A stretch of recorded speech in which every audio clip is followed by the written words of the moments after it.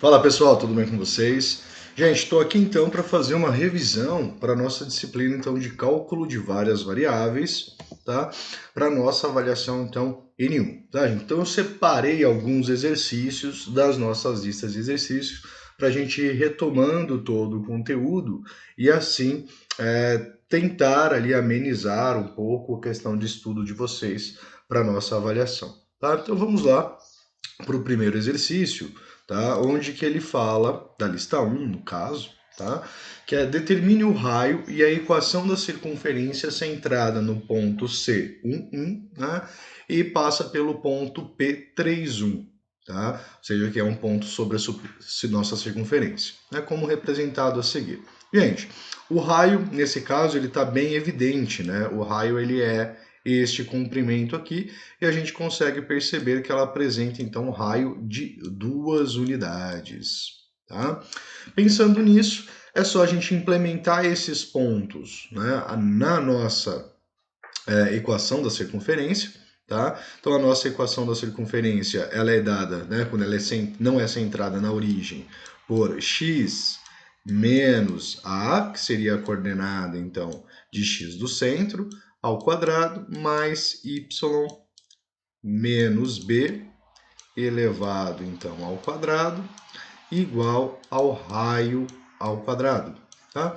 Então, nesse caso, temos aqui x menos 1, que é o nosso centro, elevado ao quadrado, mais y menos 1 elevado também ao quadrado, igual ao raio ao quadrado, que é 2, então temos que é igual a 4.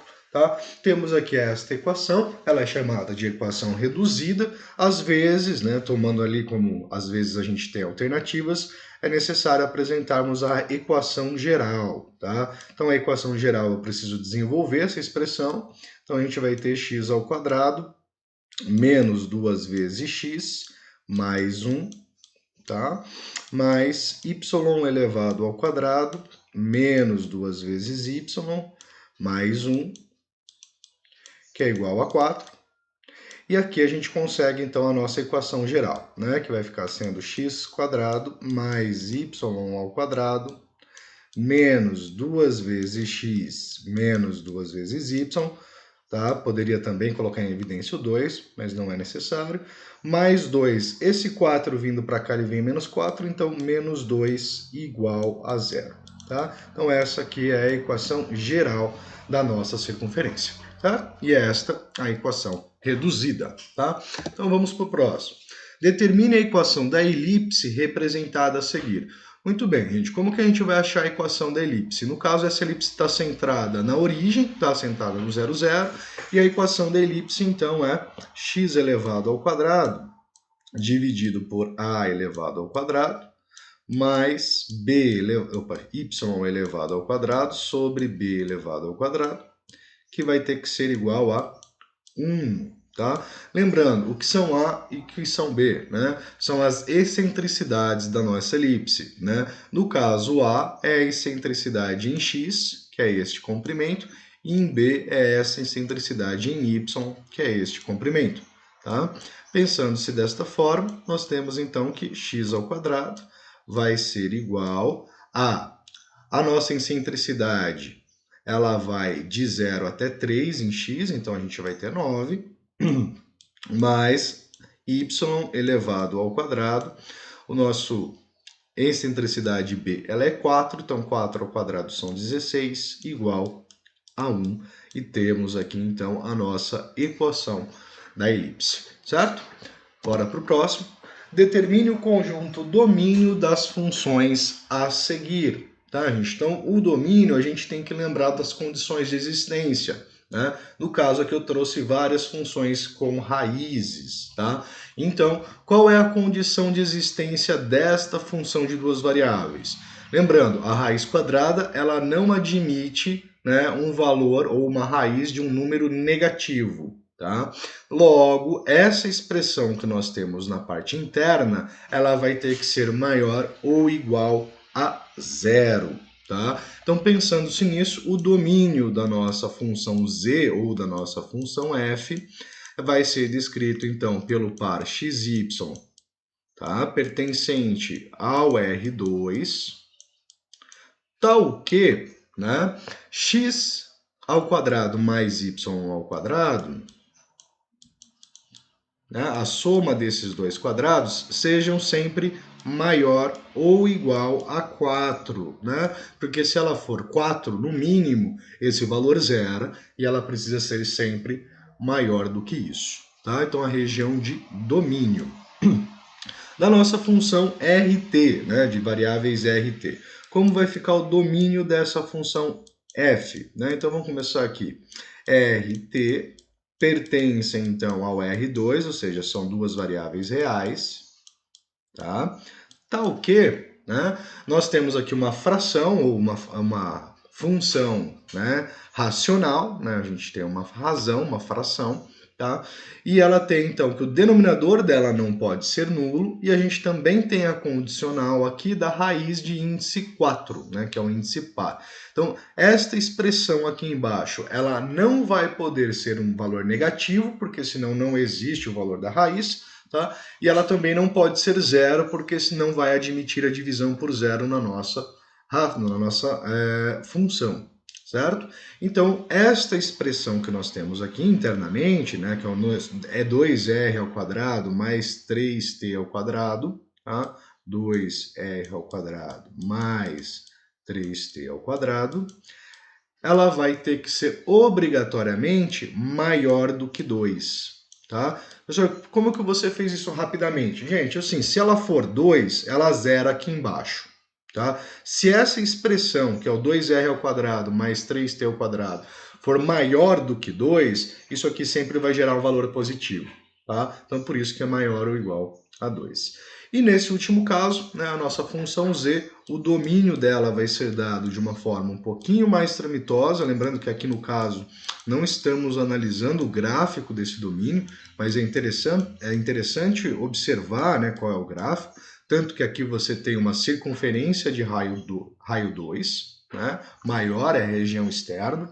Nessa daqui a gente tem uma elipse, tá? Claro que eu precisaria ajeitar isso daqui, dividir todo mundo por 2 para chegar na equação da elipse, mas eu tenho uma elipse sendo a parte externa da elipse, sem considerar a curva da elipse, tá? E nesse caso a gente vai ter uma condição aqui entre duas relações, né? Quais são essas relações? Primeiro, o y, ele nunca vai poder ser um número negativo, tá? Então eu tenho que assumir que y, ele sempre vai ser maior ou igual a zero. E também, né, essa expressão aqui tem que ser maior ou igual a zero, tá? E para essa expressão ser maior ou igual a zero, então 25 menos x ao quadrado menos y ao quadrado, né, tem que ser maior ou igual a zero, tá?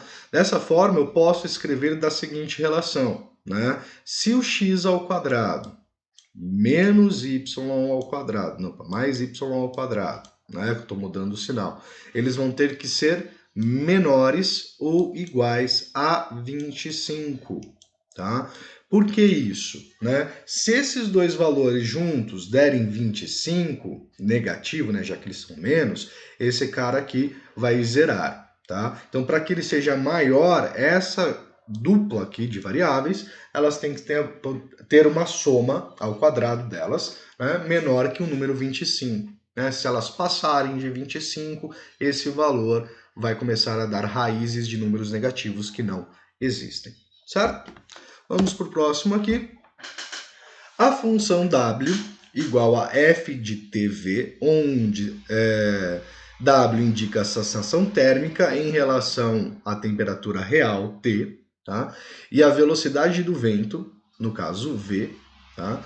Considerando que a função f de t seja modelada pela expressão, então trouxemos aqui a nossa expressão, tá? Ele quer que a gente determine, né, a sensação térmica de W para menos 15,40 e a sensação térmica para W para 0,0, tá? Então vamos fazer aqui a letra A.